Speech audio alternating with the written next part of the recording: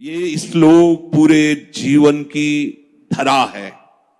अगर आप कहीं हार में निराश हो गए तो ये मार्ग लड़खड़ाने लगेगा। बिल्कुल नहीं लड़खड़ाना। आप लोगों को तो रोज सत्संग मिल रहा है, अपने को तो ऐसा भी सौभाग्य नहीं था कि सत्संग रोज मिले। कम से कम सत्संग में हमें वो शब्द मिल जाते हैं जिनसे हम पुनः हृदय को उत्साहित करके इस मार्ग में चला पाते हैं। इसलिए बहुत मंगलमय मार्ग है, पर बहुत कठिन मार्ग है। कठिन इसलिए है कि हमारा अभ्यास विषय मार्ग में चलने का है और ये बिल्कुल उसके उल्टा मार्ग है। अब कभी न कभी कोई न कोई ऐसी आक्रमण वृत्ति माया की होगी जहां हम हार सकते हैं, तो हमें कभी निराश नहीं होना, ये हृदय में बैठा लीजिए।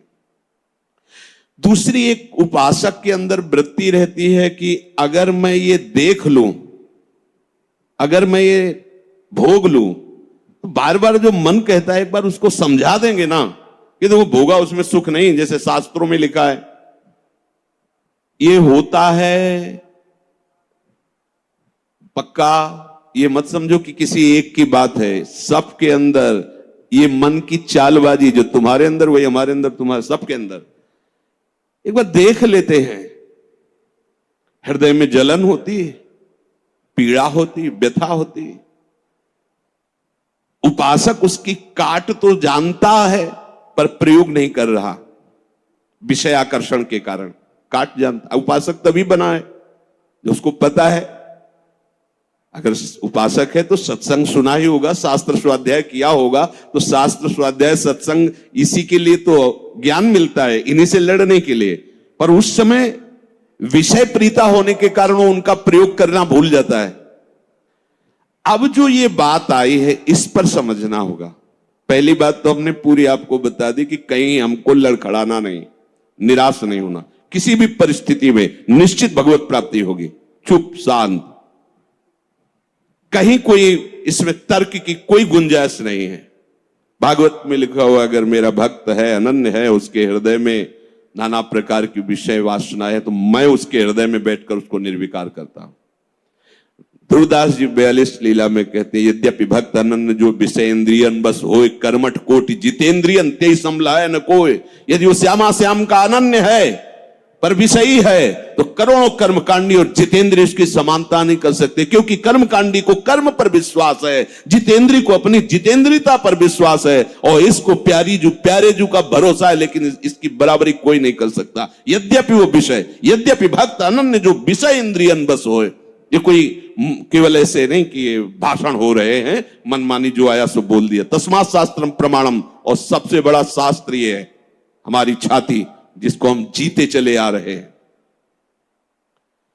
ये मन कभी कभी हमको ऐसा प्रेरित करता है, जहां इसको विषय संयोग होने का अवसर दिखाई दिया, कोई क्रिया, कोई संयोग, कुछ, तहां ये मन बुद्धि को इस तरह से आकर्षित करता है कि सुना है शास्त्र और गुरुजन कहते हैं कि सुख नहीं है, पर अगर हम इसे एक बार भोग लेते तो हमें पता चल जाता कि सुख नहीं, फिर हम अपने मन को समझा देते।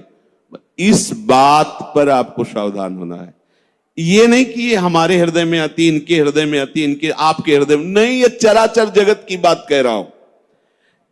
जो मन को पढ़ा जाता है ना, जैसे संत जन दूसरे की बात 1 मिनट, ये सिद्धि की बात नहीं होती। वो अपने मन को पढ़ते हैं और वही बात कहते, तो वही सबके मन में लगा, हाँ अरे यार ये तो हमारे मन की बात बोल दी, ऐसे ही चल रहा था। ऐसा वो नहीं है कि तुम्हारे मन की बात कह रहे, नहीं, उन्होंने अपने मन को पढ़ा है, अपने मन को देखा है। आप बहिर्मुख इसलिए समझ नहीं पा रहे, वो उसी को पढ़ते रहते, एक एक हरकत उसकी देखिए। तो जब वो बात कह रहे हो, जब आपको मन में वही चल रहा है, तो आपको लगता है ये तो हमारे मन की, आज जो सत्संग हुआ केवल मेरे लिए हुआ। ऐसा उनका मन, उन्होंने अपने मन को देखा है। तो ये मन ऐसी प्रेरणा करता है। जब हमारा मन किसी भी भोग के लिए ऐसी प्रेरणा करे कि यदि हमें ये भोग मिल जाता तो हम अनुभव कर लेते और मन शांत कर लेंगे। ऐसा होता है कि बहुत दिन से यार लगा है मन में कि समोसा चटनी लाओ यार, एक बार खा के देखते हैं। ये चीज देख लेते, चलाओ टीवी चलाओ, मोबाइल में सर्च करो, ये छू लेते हैं, ये भोग लेते हैं। यही हमारे फंसाने की चाल है। अच्छे से देखना, हम गिरते कहां हैं? जहां हम मन को सपोर्ट करते हैं। मन हमें कैसे दस्तखत करने के लिए राजी करता है? कुछ नहीं बिगड़ेगा, बस देखना है क्या होता है। सूंघने से, खाने से, देखने से, छूने से, शब्द स्पर्श रूप रस गंध, इन 5 भोगों को ही भोगने के लिए हमें विवश करता है। मन ऐसा प्रेरित करता है, ऐसा बोले अब शांत हो गया, भजन करते हैं। कई मिनट माला चलेगा, लेकिन अगला प्रोग्राम वो तय कर चुका है। सामने आपके जहां पेश किया, कांप जाओगे आपकी, ये क्या हो रहा है? हमने तो सोचा था केवल एक बार देख लेंगे, अब क्या हो रहा है? वो ऐसे दलदल में फंसा देता है कि अगर हरि का आश्रय नहीं है तो कभी नहीं निकल सकता, कभी नहीं निकल सकता। न जातु कामः कामना मुपभोगेन शाम्यति, हविषा कृष्ण वर्तमे वो भूय एवाभिवर्धते। ये विषयों की लालसा भोगने से कभी भी शांत नहीं होती। ब्रह्म ऋषि महापुरुष, इनके अनुभव की बात है। न जातु कामः कामना मुपभोगेन शाम्यति। समझ लो, मन को ठीक करने के लिए महापुरुषों के वचन ही शस्त्र हैं, वचन ही प्रमाण हैं।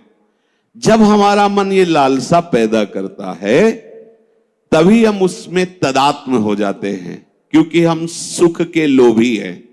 वो हमें सुख दिखाता है, बस ऐसे, बस उसी समय विषयों की लालसा हमारे सामने प्रकट की गई, मन ने प्रस्तुत किया। ऐसा समझ लो कि जीव एक राजा है और बुद्धि उसकी रानी है और मन उसका मंत्री है। और इस मंत्री ने चतुरता पूर्वक पूरे राजमहल को अपने अंडर में कर रखा है। जैसा यह चाहता है वैसा दस्तखत दोनों से करवा लेता है। मन, हमारी बुद्धि एक एक वृत्तियों पर अधिकार कर चुका है। अगर बुद्धि निश्चय करती कि गलत है, बिल्कुल नहीं सुनता और दस्तखत करवा ही लेता है, समझना। और राजा इतना अधीन हो चुका है बुद्धि और मन के कि वो कुछ निर्णय करता ही नहीं है। जहां जैसे रानी ने इशारा किया तो मंत्री ने कागज रख दिया, उसने दस्तखत कर दिया, पढ़ा भी नहीं कि है क्या ये। अगर वो पढ़ ले और वो रानी और मंत्री की अधीनता को समझ जाए कि मैं इनके अधीन हो रहा हूं, तो आप समझो 1 सेकंड में पूरा सिस्टम ठीक हो जाएगा, क्योंकि वो सर्व सामर्थ्यशाली है। बस चूक यही हो रही, आज तक कभी उसने पढ़ा ही नहीं कि क्या पेश कर रहा है, बस दस्तखत कर दिया।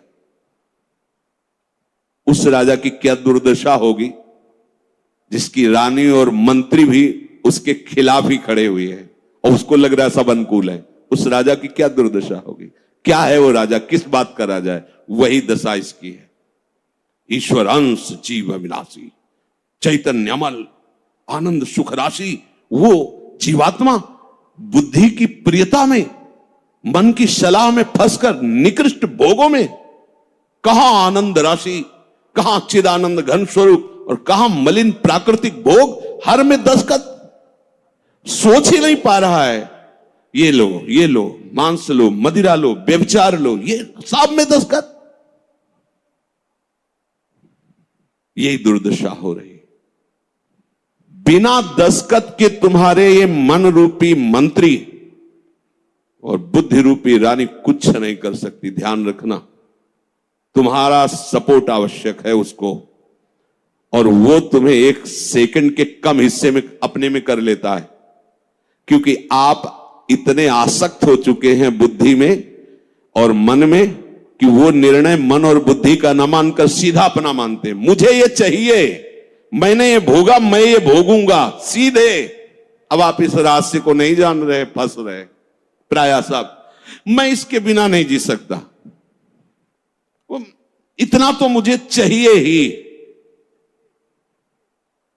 ये आज बहुत सोच समझ करके बातें दिमाग में बैठल ना, ये शास्त्रीय बातें कम, हृदय की बातें इसमें ज्यादा हम इसलिए कह रहे हैं कि यही हम लड़खड़ा जाते और यही हम फेल हो जाते हैं, और यही लगता है अब क्या है यार, किसी तरह जी लो बस। नहीं नहीं, संतों से शास्त्र इसलिए श्रवण किए जाते कि शास्त्र में जो लिखा है उसको तुम्हारे समझने की ज्यादा आंतरिक पहुंच नहीं है, संतों ने उसको जिया है और उस शब्द को उन्होंने स्वाद लिया है, फिर उसे जब बोलते हैं अपने अनुभव के साथ तो एकदम दिमाग में आके बैठ जाता है। एक बार भी जिस इस देश में उतर गया भोगने के लिए, सिर्फ एकमात्र हरि के चरणारविंद है कि वापस ला सकते, दूसरे के सामर्थ्य नहीं। ये ऐसा दलदल है कि वो धंसता ही चला जाएगा, डूब जाएगा, नहीं निकल सकता, और नहीं निकल पाए आज तक। पूरे अनादि जन्म व्यतीत हो गए।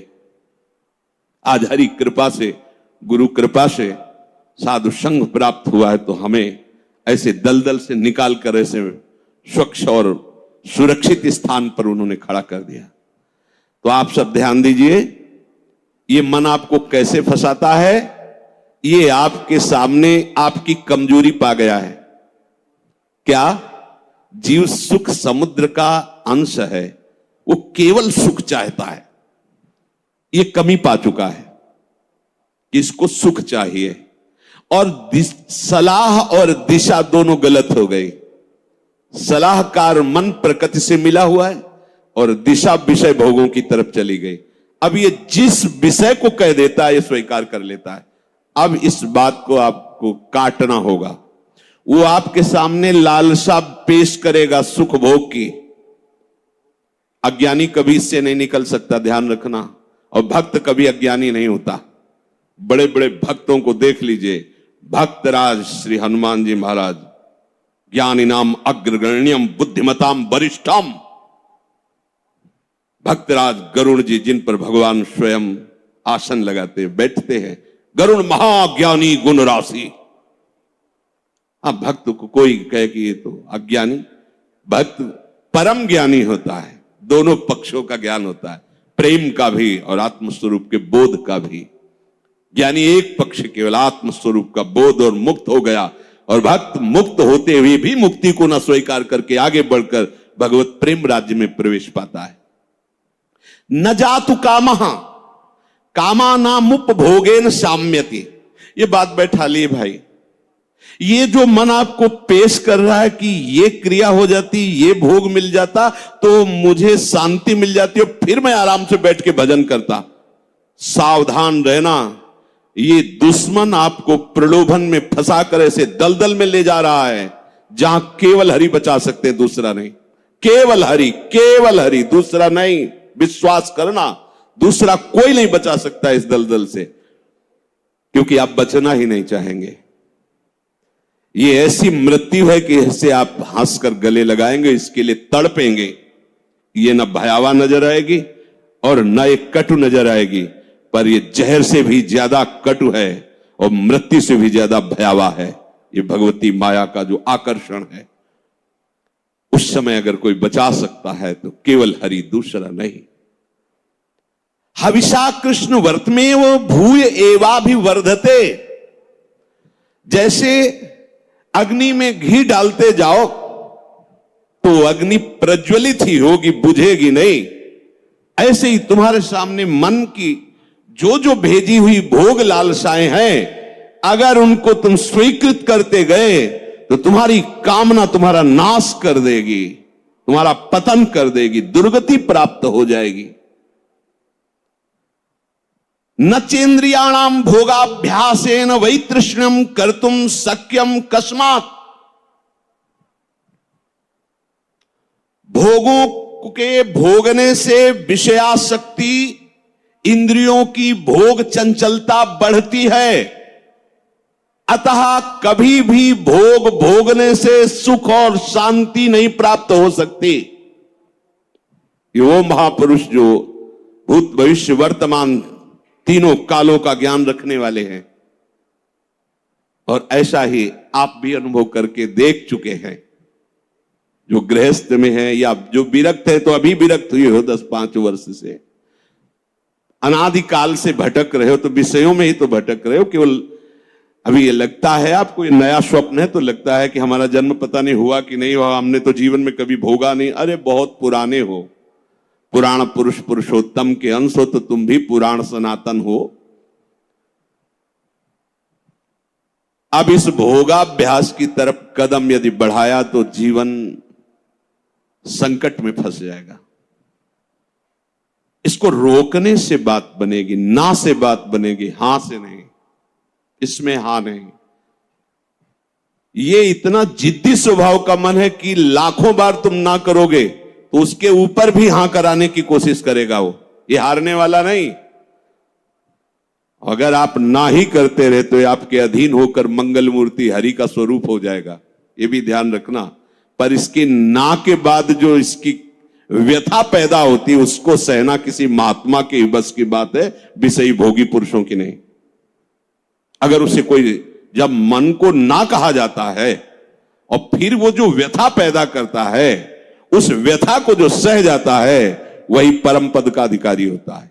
यम ही न व्यथ्यन्ते ते पुरुषम पुरुषर्षभ सब दुखा सुखाधीरम स्वमृतत्वाय कल्पते। वो अमृत पद का अधिकारी हो जाता है। आप अमृत पद के अधिकार के लिए ही निकले, इसलिए सहना पड़ेगा। और वास्तविक सहना है ही नहीं, भ्रम है। अगर थोड़ा सा विवेक जागृत हो जाए तो हंसकर निकल जाओगे, कोई जलन नहीं, कोई परेशानी नहीं। ये केवल माना हुआ है। जो हम देख रहे हैं कि सामने वो सर्प है, वो है रस्सी। हम बड़े बड़े मंत्रवेत्ता बुला रहे हैं, बड़े बड़े अनुष्ठान कर रहे हैं, उससे क्या होगा? वहां कोई फर्क पड़ने वाला है? कदम नहीं बढ़ रहा, डर रहे हैं, पर है क्या? रस्सी। एक का जब पता चला तब एकदम भय खत्म हो गया। कुछ नहीं, मेरा गोविंद ही सब रूपों में लीला कर रहा है। जहां यह असलियत पता चला तो कोई क्लेश नहीं, कोई हंसी आएगी, अपने ऊपर हंसी आएगी। का फंसा था। जैसे ठूंठ को भूत मानकर भयभीत हो रहे, पर जब नजदीक गए तो हंसी आएगी। इसको भयभीत, ये तो लकड़ी का ठूंठ है। इसको न चेन्द्रियाणाम भोगाभ्यासेन वै तृष्णम कर्तुम शक्यम कस्मात्। कोई ऐसा नहीं कि भोग भोगते हुए अपनी इंद्रियों को, मन को शांत कर सके। त्यागात शांति। और हमारा मन हमको क्या सलाह देता है? भोगा शांति। भोग लो तो शांत हो जाओगे। अब थोड़ी देर के बाद फिर चैन से भजन। मूर्खता नहीं। तस्मात् शास्त्रम प्रमाणम। पर ये जो मन व्यथा पैदा करता है, ध्यान रखना, सह वही सकता है जिसका नाम चल रहा होगा। राधा राधा राधा। हम कई बार उपासक जो नजदीक होते हैं, किसी भी अचानक पूछते हैं, कहां हो? बोलो बोलो, कहां हो? जी कहां हो? क्या चल रहा है? मंत्र चल रहा है, नाम चल रहा है, वाणी जी चल। जी नहीं, तो क्या चल क्या रहा है? कहां हो? अब चलने लगा। ऐसे अब चल। हर समय ऐसे ही आपको टोकना है, देखना है। जिस समय आप नाम से रहित होंगे, उस समय दी हुई मन की व्यथा को तुम नहीं सह सकते। और नाम चल रहा है तो बीच में आ गया, उस व्यथा और आपके बीच में नाम चल रहा है पूरा का। जैसे बुलेट प्रूफ नहीं होता, गोली मारी तो छाती में लगती नजर आई, पर वो अंदर प्रवेश नहीं कर पाए। वो जैकेट पहने बुलेट प्रूफ। ये बुलेट प्रूफ है। कोई भी विषय आक्रमण जब नाम चल रहा है तो आपको परास्त नहीं कर पाएगा। देख लेना, आप उसी समय हार रहे होंगे जिस समय नाम नहीं होगा। पकड़ लेना। अगर राधा राधा राधा राधा, सब ठीक हो। विषय भोगने की लालसा मन तुम्हें देगा, तुम अस्वीकार करो, क्योंकि भोगने से जैसे अग्नि में घी डालने से अग्नि और प्रज्वलित होती है, ऐसे इंद्रियां और बलवान होकर भोगों की तरफ तुम्हें घसीटेंगी, तुम्हें शांति प्राप्त नहीं हो सकती। कस्मात, किसको हुई है आज तक? यतो भोगाभ्यास मनु विवर्धन्ते रागाः कौशलम चेन्द्रियाणाम। जो भोग भोगने में सुख के अनुभव के भ्रम में फंस गया, उसकी इंद्रियां उसे कला कौशल पूर्वक भोग में और फंसाती है। ऐसे से करो, ऐसे करो, इसको उसको, ऐसा वैसा, नष्ट कर देती है। माला लिए बैठा है और सोच कितना गंदा, ध्यान में बैठा है, चल कहां रहा है, पूजा कर रहा है, कर क्या रहा है अंदर से? क्या हुआ? ऐसा क्यों हुआ? क्योंकि भोगाभ्यास, इंद्रियां बलवान होकर के अपने अधीन कर लिए उसको। यद्यपि मृषा, बात झूठी है, कैसे अधीन हो सकता है, पर छूटत कठिनाई, बहुत विवेक की आवश्यकता है। अब और सुख प्राप्ति की इच्छा बढ़ती चली जा रही, तो व्यभिचार शुरू हो गया, पापाचार शुरू हो गया, भूल गया मर्यादा, पशुता आ गई, राक्षसी प्रवृत्ति आ गई, और सोच रहा था कि शांति मिल जाएगी ऐसा करने, और ऐसा शांत फिर हो जाता है कि उसे एक ही बात समझ में आती कि अब शरीर ही छोड़ दे तो अच्छा है।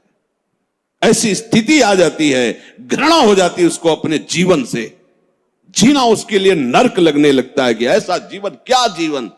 पर अब विवेक काम नहीं करता, क्योंकि इंद्रियों ने अधीन कर लिया है। बिखर पर्यो मन समटत नाही, इंद्र ने लीनो जीत, इंद्रियों ने जीत लिया। तस्माद अनुपाय सुखस्य भोगाभ्यास, बस वो इसी सुख का चिंतन करता रहता है। भोगाभ्यास कैसे? पूरा जीवन इसी में, भोग सामग्री एकत्रित करना, उसको भोगना, अधिक से अधिक भोग सामग्री एकत्रित करना, उसको भोगना, बस इतना ही जीवन। देख लो जो सत्संग विहीन है, भगवत विमुख, देख लो इतना ही जीवन है। भोगाभ्यास, भोग सामग्री संग्रह, बस उसको भोगना, यही जीवन। ये तो पशु भी कर रहे हैं। खान पान निद्रा भय हार मैथुन। बोले जो, बहुत ध्यान से सुना, अभी शांत बैठा था और मन ने भोग लालसा उसके सामने रखी, वो तदात्म हो गया और भोग करके अब सुख शांति प्राप्त करने की इच्छा में सम्मिलित हो गया। बोले उसकी ऐसी दुर्दशा हो गई, सा खलवयम वृश्चिक विषभीत इवासी विशेषण दष्टो या सुखार्थी विषयानुवासितो महत दुख पंके निमग्नो इति। बिच्छू के डंक के जहर से बचने के लिए उसने अपने हाथ को सुरक्षित समझा सांप के बिल में डालना। अब उसकी क्या दुर्दशा होगी? भाव इसका, थोड़ी सी जलन दे रहा था जब हम कह रहे थे ना, हम उस बिच्छू के डंक जैसी बात को नहीं सह पाए, और जब विषय भोगा तो कैसा, जैसे सांप के बिल में उसके मुंह में हाथ लगा देना। अब वो जो सांप काटा, अब बहुत 45 मिनट जियोगे, अगर इंजेक्शन सही नहीं मिला मरी जाओगे, क्योंकि वो कोबरा का जहर पूरे शरीर में फैल जाएगा। और ये एक कोबरा नहीं, हमारे अनंत कोबरा डसते रहते दुर्वासना के। समझिए, पहले शांत था, भोग लालसा प्रकट हुई, जलन हुई, जब आपने उसे ना कहा तो वो जलन जो हुई, अगर उसको नहीं सह पाए और भोगाभ्यास में उतर गए, तो ऐसा समझ लो कि बिच्छू के डंक के भय से बचने के लिए सांप के बिल में हाथ डाल दिया। शास्त्र कहे सा खलवयम वृश्चिक विष भीत इवासी विशेषण दष्टो यह सुखार्थी विषयानुवासितो महत दुख पंके निमग्न। अब वो महा दुख में फंस गया।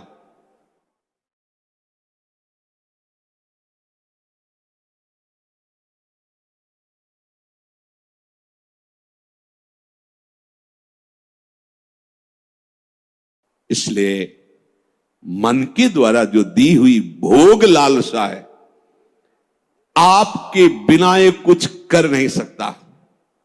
आपको दस्तखत नहीं करना है, बस इतनी बात है। दस्तखत का तात्पर्य स्वीकृति। हाँ ठीक है, बस इतना कहने की देर है, आगे तुम रो चिल्लाओ, तुम्हारी कोई बात नहीं सुनेगा मन, पर पहले वो हां करवाएगा। इसकी चाल है, बिना तुम्हारी हां के कुछ नहीं कर सकता है। ये बात समझ लो। सब यही सैकड़ों बार प्रश्न होते हैं, वो हमारे अंदर ऐसा, वो ये काम, वो ये बात तुमसे सुधरेगी, किसी के आशीर्वाद से नहीं सुधरेगी। ये भी ध्यान रख लो, ये भी अनुभव की बात कहते हैं। कहीं भाग के किसी के भी पास चले जाओ, किसी का ऐसा नहीं होगा कि हाथ रख दे तुम निष्काम हो गए। वो तुम्हारी स्वीकृति है, वो सत्संग के द्वारा स्वीकृति। आप बदलिए, आप नहीं बदलेंगे तो किसी की सामर्थ्य नहीं कि आपका हृदय निष्काम कर सके। ध्यान रखना, वो आप तक इस बात को समझ पाएगा कि मन ने कब भोग लालसा पैदा कर दी, आपने कब उसकी स्वीकृति कर ली। ये दोनों बातें, वो इतना चतुर है मन कि आपको 1 सेकंड के कम हिस्से में स्वीकृति लेके क्रिया में उतार देगा। क्रिया का मतलब बाहरी नहीं, अंदर पूरा मनोराज्य शुरू कर देगा और आप फंसे हुए उसी में डोलते रहेंगे। चतुर उपासक हो। चतुर कौन? राम भजे थे चतुर नर। राधा राधा राधा राधा, क्योंकि जब आप मनोराज्य में विचरण करने लगेंगे तो नाम छूट जाएगा। नाम छूटा मतलब हानि हो गई। पकड़ो, तुरंत पकड़ो। यही हमारा साथी, यही हमारा मित्र, यही हमारा बल है नाम, जो हमें इस मन की दुर्वासना द्वारा घसीटने पर भी नहीं घसीट पाएगा। श्री हरिवंश नाम बल रहो, अपने बिल्कुल अच्छे से समझ लीजिए, दूसरा कोई साथी नहीं। आप हमारे पास 24 घंटे रहिए, स्वीकृति न कीजिए तो कुछ नहीं है। स्वीकृति कर लीजिए तो हजारों कोस दूर ये शब्द सुनकर आपको हर समय से गोद में रखेगा। ये गुरु वचन ही सदगुरु है, उनको आप देखिए तो आपके पास रहेंगे। ये ऐसा दुख में दलदल में भी फंस जाता है, इतना कमजोर हो जाता है कि देखो, सुनकर आपको पहाड़ जैसी बात लगेगी, कैसे निकल पाऊंगा, हमसे नहीं हो पाएगा। और ये बोल कौन रहा है? ये भी तो देख, तू नहीं बोल रहा, बोल वही रहा है जो तुझे फंसाया, और तू स्वीकृति कर रहा कि मैं बोल रहा हूं। भोग उसने भोगा, स्वीकृति तूने की, दुर्गति तेरी होगी। समझ पहले, ये ऐसा जाल है, इसे बिना सत्संग के आप समझ नहीं सकते। साफ का साफ धरा धरा। भगवान कह रहे मना कष्टान इंद्रियाणि प्रकृति स्थानी कर सती। तू मेरा अंश, ममई वांश, तू मेरा है, और ये प्रकृति का अंश प्रकृति में जा रहा है। तू समझ, तो तेरे ही दस्तखत से, तेरी ही स्वीकृति से तेरी दुर्गति हो रही। स्वीकृति बदल। अब अगर हम हमसे ऐसी कोई चूक हो गई है तो हमें चिंता नहीं करनी, अब लो नशानी, अब ना। अगर ऐसी चूक हो जाए, कभी असावधानी हो सकती, तो हमें निराश नहीं होना। सुख दुखे समय कृत्वा लाभा लाभ हो जाए, ये आप बैठा लीजिए, नहीं तो ये आपको परमार्थ से अलग कर देगी, चाहे आप 20 वर्ष चलें। बहुत बड़ा युद्ध है, वो डट के खाना पानी बांध के युद्ध में आया है। ऐसा वो योद्धा नहीं है कि पानी पीने के लिए छोड़ के चला जाएगा। जब तक वो तुम्हें परास्त नहीं कर देगा तब तक वो हटने वाला वीर नहीं है। काम क्रोध लोभ मोह मद मत्सर, और आप महावीर हैं क्योंकि हरि की शरण में हैं। अगर आप नाम नहीं छोड़ेंगे, देखो 2 ही बातें कही गई, साधन को हरि भजन है, कै सत्संग सहाय। 2 बात पकड़ लो। सत्संग मिल गया मतलब परम पद में आरूढ़ होने की पूरी सामग्री मिल गई। अब आपको नाम नहीं छोड़ना है। जहां नाम छोड़े तो आप समझ लो, हानि हरिवंश के नाम अंतर कहे हनुमंत विपति प्रभु सोई जो तो सुमिरन भजन। अगर नाम चल रहा है और ये जाल बुनकर फंसा भी लिया है तो कुछ भी हमारे संस्कारों को नहीं बिगाड़ पाएगा। ध्यान रखना, नया संस्कार ये पैदा नहीं कर पाएगा, हमारे अंदर निराशा पैदा नहीं कर पाएगा, ये भोगाभ्यास दृढ़ नहीं कर पाएगा, ये हार जाएगा। नाम हर समय हमारे हृदय में चलता रहे, ये बात पकड़ लीजिए। आज के सत्संग का सार, हम प्रभु की शरण में हैं। भले हमारे द्वारा कुछ भी कैसे भी जिसको हम नहीं संभाल पा रहे, फिर भी हमें निराश नहीं होना, हमें अपने प्रभु की प्राप्ति के लिए कदम बढ़ाना ही है। और हमारा विवेक साथ दे तो हमें मन और इंद्रियों के भोगाकर्षण में दस्तखत नहीं करने, स्वीकृति नहीं करनी। हमारा मन हमको जब जलाएगा तो हमें उसे सहना होगा। हमें उसको शांत करने के लिए कोई विषय सेवन, विषय क्रिया, विषय संग नहीं करना है। बस आप निहाल हो जाओगे। ये तीन बातें एक तरफ और एक बात एक तरफ, हर समय नाम चलाते रहो। अगर ये विवेक धारण करोगे, नाम चलाते रहे, तो आप इसी जन्म में देख लेंगे कि आप दूसरों को तारने वाले बन गए। सतरति सतरति सा लोकान तारयति यल्लब्ध्वा पुमान सिद्धो भवति अमृतो भवति तृप्तो भवति। जिसको प्राप्त होकर के सिद्ध हो जाता है, अमृत हो जाता है, तृप्त हो जाता है, वो प्रभु के चरणारविंद का अनुराग है, वो नाम से प्राप्त होता है। नाम तुम्हारी रक्षा करेगा, नाम तुम्हें दुलार करेगा, नाम तुम्हें पुष्ट करेगा, और नाम ही तुम्हें नामी से मिला देगा। या यूं कह लीजिए कि नाम ही नामी को आकर्षित करके तुम्हारे हृदय में प्रकाशित कर देगा। शेष चर्चा की। राधा वल्लभ लाल।